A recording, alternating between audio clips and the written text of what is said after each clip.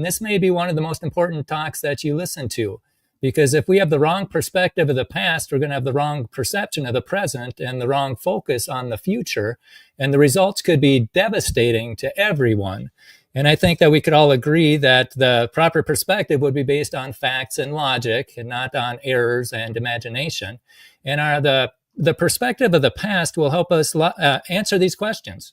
Who am I? What am I worth? Why am I here? Where do I go when I die? And these are so important because beliefs have consequences. And this is Jeffrey Dahmer. He is a guy who killed people and ate them. He said, if a person doesn't think there's a God to be accountable to, then what's the point of trying to modify your behavior to keep it within acceptable ranges? That's how I thought anyway. I always believed the theory of evolution is true, that we all just came from the slime. When we die, that was it. There's nothing.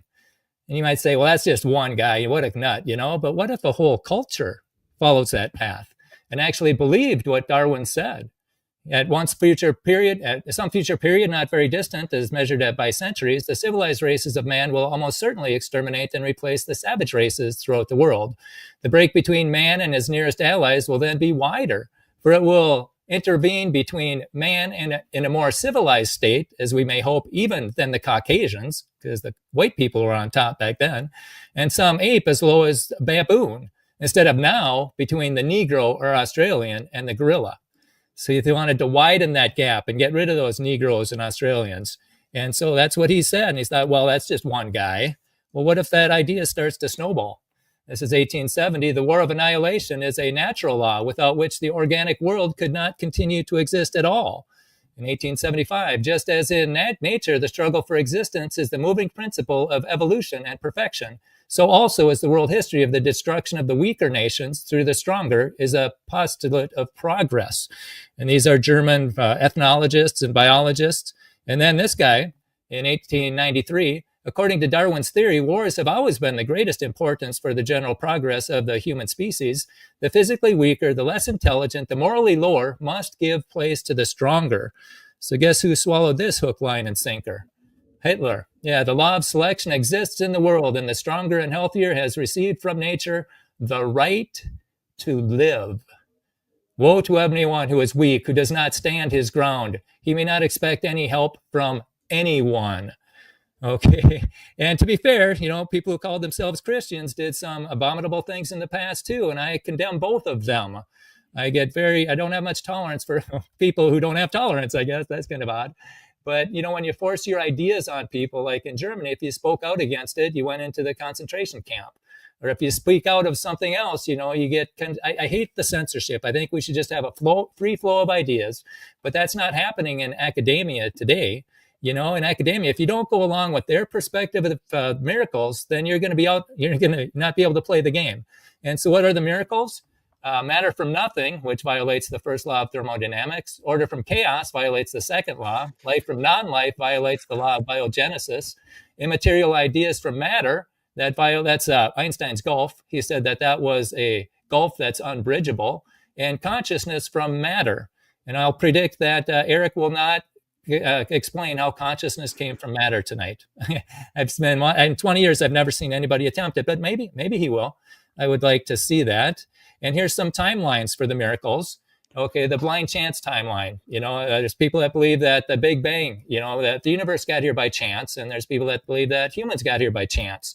And so that I just group them together. The Big Bangers and evolutionists are blind chancers. Okay, so 13 billion years ago, the first law was violated when matter was made. And then over the billions of years, the second law was violated when it got more complex and turned into this beautiful environment that we can live in on the earth. And then 3 billion years ago, there was the first life violating the law of biogenesis, and where that single living cell turned into everything that has ever lived. And then here we are today. Okay, and another viewpoint is a creation timeline. And there's only two options. Either it was designed or it wasn't. So this is a dichotomy. So if there is information against one, that's information for the other one. And here's the timeline for the creation timeline. It's not too big compared to billions, so let's just spread it out.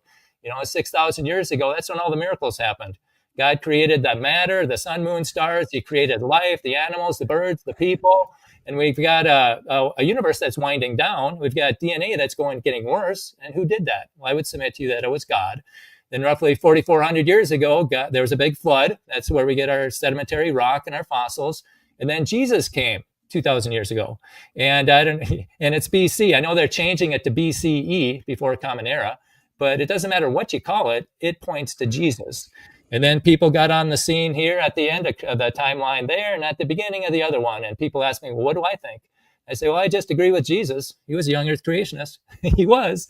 In Mark 10:6, he says, but from the beginning, not the end, the beginning of the creation. So he's a creationist. And young earth, beginning of the creation, God made them male and female.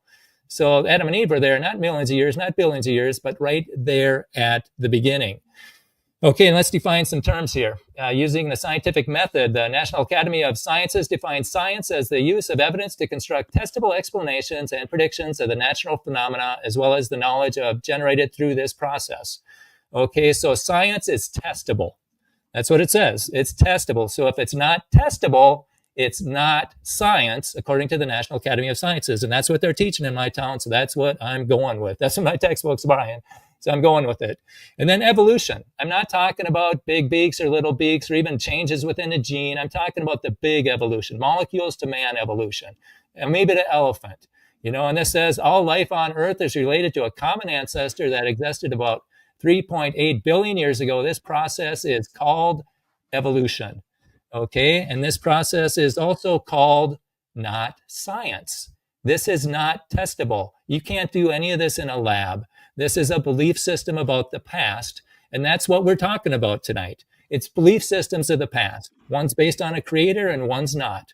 So this is not science versus religion. No, it's science based on one view of history that acknowledges God versus science based on another view of history that doesn't acknowledge God. And I'll just